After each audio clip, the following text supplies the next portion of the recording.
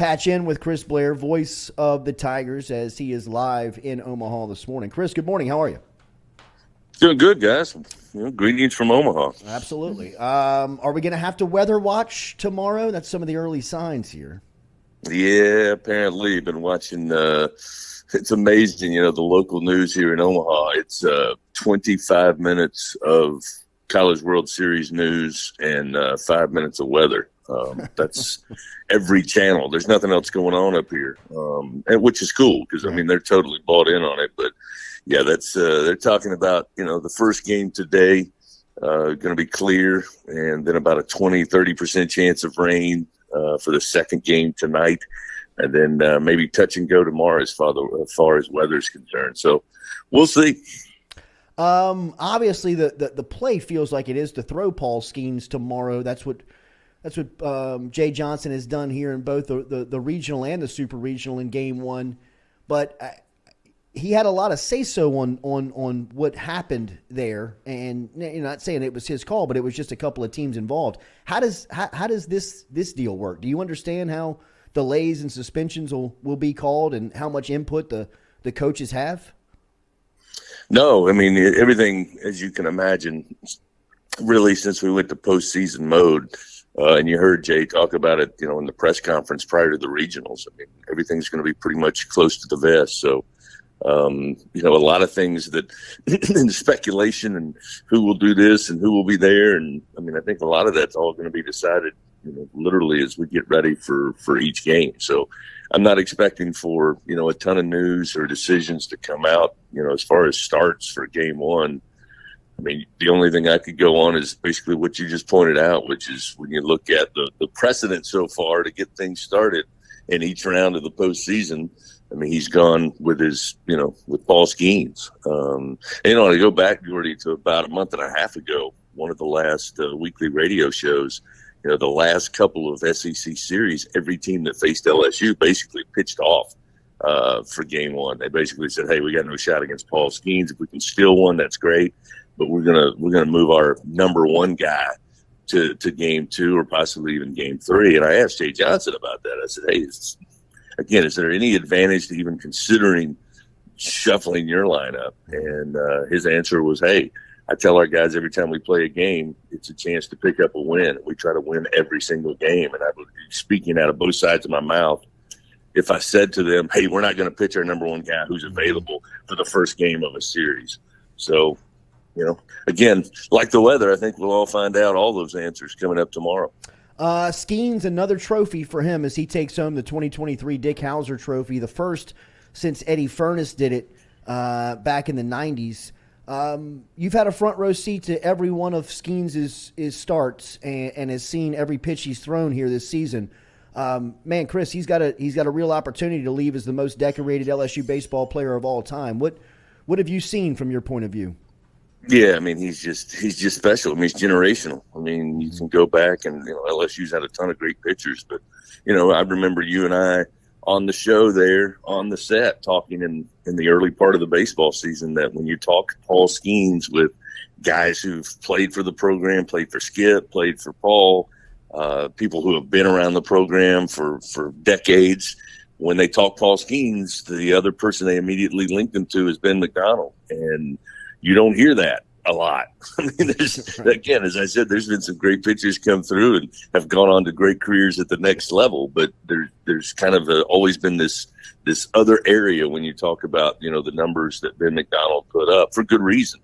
And then Ben McDonald talks about Paul Skeens in the same sense of the type of numbers and impact that obviously Ben had on the program. And he's got a chance to chase Ben's record. It'll be tight. He'll have to be super efficient, and he'll have to be electric. But who would think he wouldn't be based on what he's done basically every outing he's taken to the mound? So, the winner of the Dick Hauser Award, I get asked a lot, who do you think is going to go first overall, Dylan Cruz or Paul Skeens? And I got to be honest with you. I mean, from my standpoint, if I'm in the front office and I've got to make decisions with millions of dollars and even more millions down the road, I'm looking for somebody who can give you some durability. So that's probably why I lean Dylan Cruz.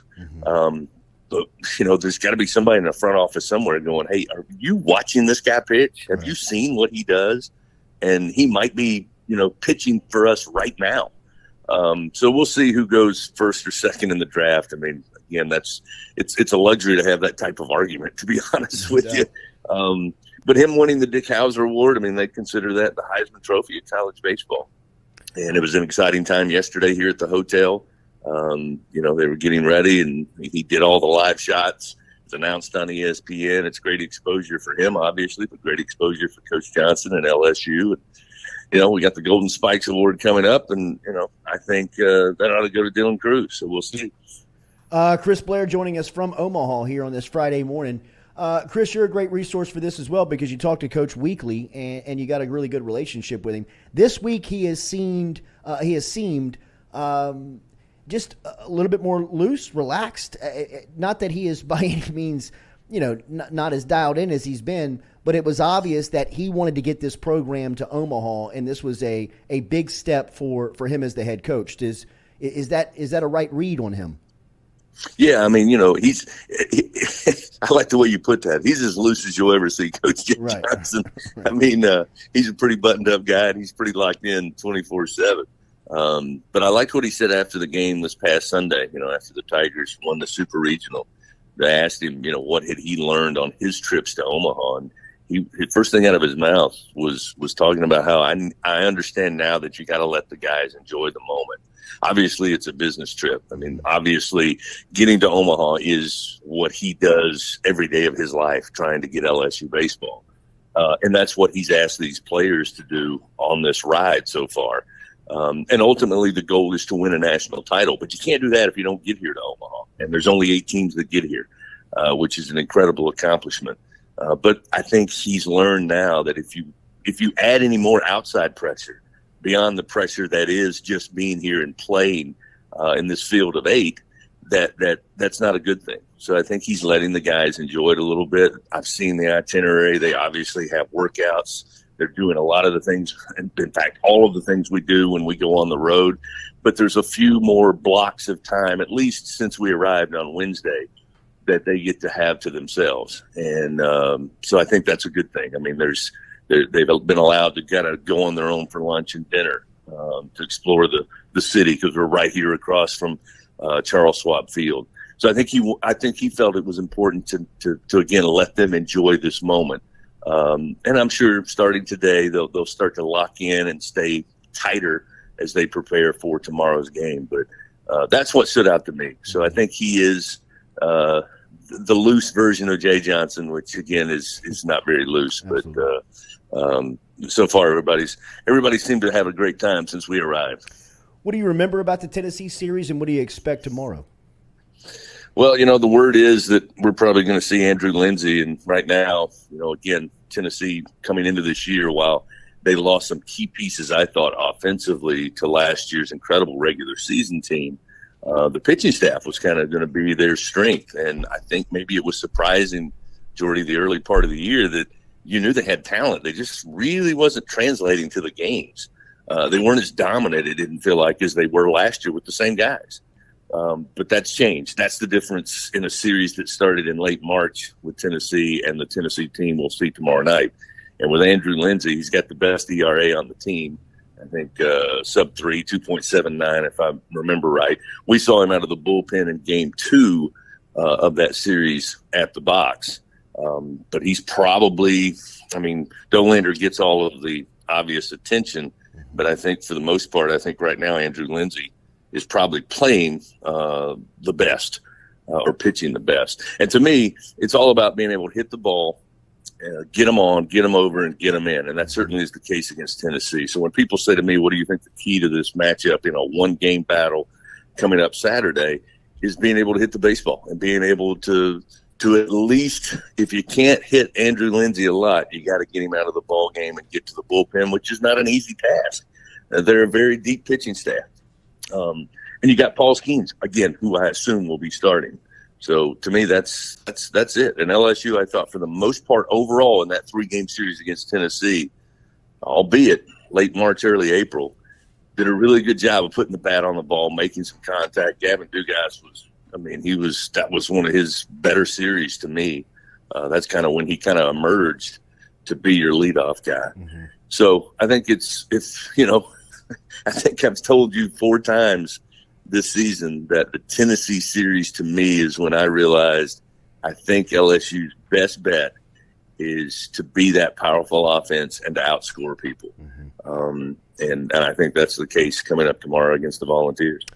Speaking of that offense, yesterday hearing Jay Johnson speak about it both on the CWS press conference and then he was on with Sirius XM with Hester and the guys, he was giddy in talking about like his offense. Rarely do you hear a head coach talk so openly, and usually you hear head coaches talk with like a sense of like protection, right? Like they're almost guarded when they talk. He was talking about the options and really the obviously the headliners, I mean, in Cruz and White and Morgan and the crew, but more of like Hayden Travinsky and Josh Pearson and what they mean to the lineup. What has been the key to getting this thing back up and moving at the clip it is right now, in your opinion? I think it's the names you just mentioned, and I remember after the 14-0 game in the first game against Kentucky, one of the analysts, I think it was Rooney on ESPN, said, if you're looking for something to do, need to kill some time, why don't you try to find a hole in LSU's lineup, because there isn't one. And, Jay mentioned it in his press conference, as you pointed out, this team, he feels like is playing its best baseball. And, you think about that early part of the SEC schedule when they opened at Texas A&M and they had Arkansas at home and then Tennessee at home and then South Carolina and then Kentucky. At that point, I thought, this team is playing about as good as you can ask. I mean, they were efficient at the plate. Obviously Paul Skeens set the tone on the weekend. Their defense was near the top, not only in the SEC but in the country. But Jay believes, and I do too, watching the last 5 games for this team, that they're playing their best baseball now. And Jay believes fundamentally that it's not the team with the best players, it's the team that's playing its best baseball right now.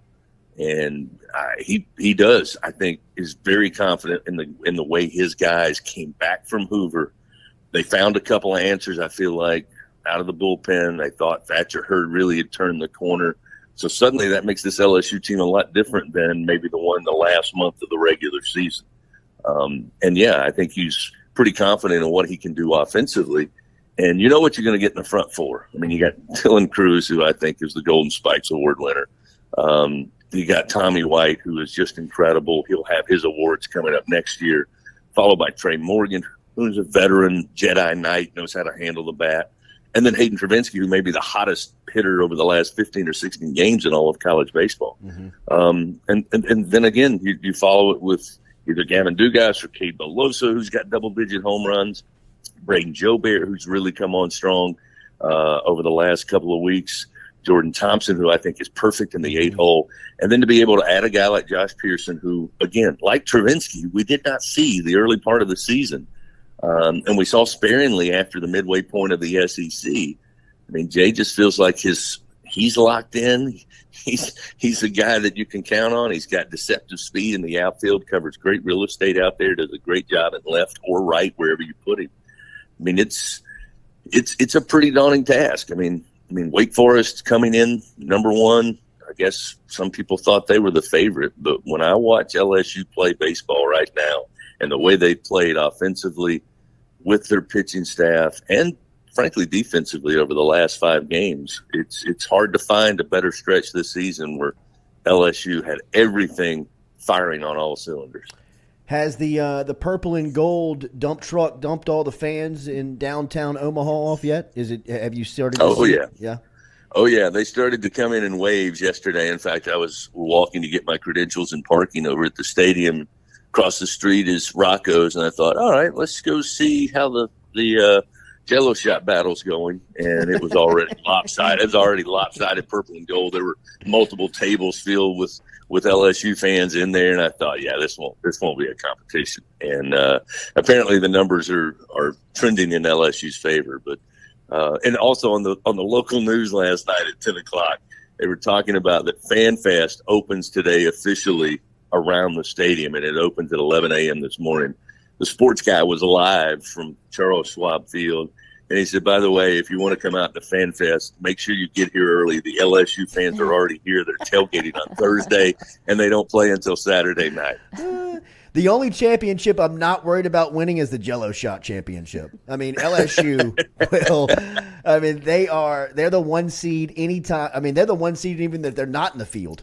Hey, I tell you what, Jordy, was surprising last night. The last tally I saw on social media had Oral Roberts trying to get into the game there. So we'll see. They still got a long way to go, but that was I don't know, a little surprising. That is. It's a great trip, Chris. I know that you've been there, you've made it, but it's a fun trip, and hopefully LSU can get on a heater here and take it home. I don't know if you saw this though, but Vegas has Wake Forest at 23% chance odds, and LSU's nipping on their heels right there at 20%. So they obviously think they're one of the two best teams there. It's that side of the bracket, though, right? I mean, I think that they find the best 8 teams in Omaha. I think this is the best 8 from the season right now. But when you look at the brackets, the LSU Wake side is stacked, huh? Yeah, I mean, that's the thing you look at. I mean, and I think you're right. I think they found here in June of 2023, they found the 8 best teams in the country. And then you look at the bracket. And, Jay mentioned it before we, made our way up here to Omaha. He's like, look, right now we're concentrating on Tennessee. We're looking at the other side with obviously Stanford and Wake Forest. But he said we'll start worrying about that after whatever happens on Saturday night. And then after that, should they be fortunate enough, then they'll start to kind of scout that other side of the bracket. But again, it's the 8 best teams. They're going to have to continue to play their best baseball, but I like the Tigers' chances. And again, I don't have to tell anybody this watching or listening today, but if you haven't ever made it to the College World Series here in Omaha, it's about a 15, 16-hour drive, but I tell you, it's well worth it. So if you're on the fence trying to think about it, let me be the first to invite you to come up here. The downtown area, they do a tremendous job. You could just fall out of the sky and you would know that they're playing the College World Series if you landed here in Omaha. The city embraces it. I think it's the best event the NCAA puts on, and I'm not the biggest fan of the NCAA. And I've been pretty vocal about that. But they do this right. This thing they've got right. They've been doing it for, 55 years, but, I mean, they do know how to do this event. Chris Blair, he's the voice of the Tigers, will be on the call tomorrow night for LSU Tennessee, 6 o'clock. First pitch here locally, which means you can hear the voice at 5:30 tomorrow. You and Doug on the call? That'll be me, Doug, and Mr. LSU Baseball, Bill Franquez. Oh, yeah. 3-man booth. We'll be tuned in. Chris Blair, have a great call, man. Thanks for this morning. You got it, man. Go Tigers. There he is. Chris Blair checking in from Omaha this morning.